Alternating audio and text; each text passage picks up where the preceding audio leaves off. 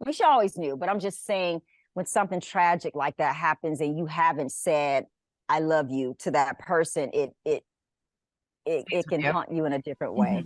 It was really hard to watch, everything that happened with Lisa, and how the two of you were pushed so hard right after that and not really given the chance to mourn in a proper way. And you even said for the longest time, you always spoke about Lisa in the present, and you thought it was a prank when when you got that phone call. I mean, can you kind of walk me through a little bit what that aftermath was like for you, and how it affected you not having that chance to mourn properly?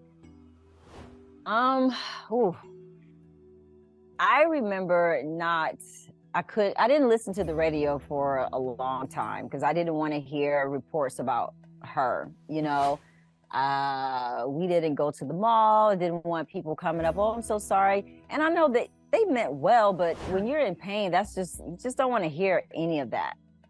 And it took me, like you're saying, it took me a long time to refer to her in the past, because it was just, I couldn't believe it.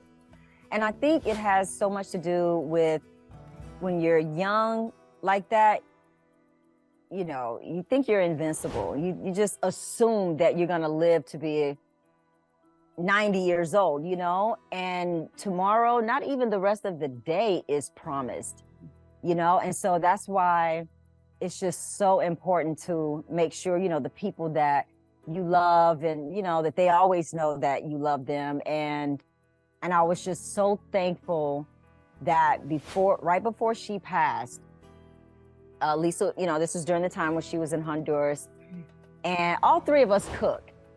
But Lisa had the seafood stuff like on lockdown, and she made the best gumbo I have ever had in my life.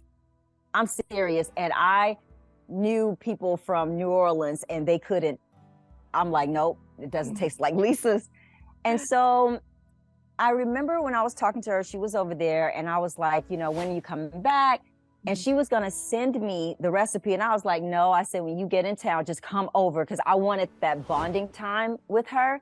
And we were so excited and looking forward to that, and even though it crushed me too that didn't happen, I was still happy that we had plans, to get together. And, we were just on a good note. She knew that I loved her. I mean, she always knew, but I'm just saying when something tragic like that happens and you haven't said I love you to that person, it can haunt you in a different way.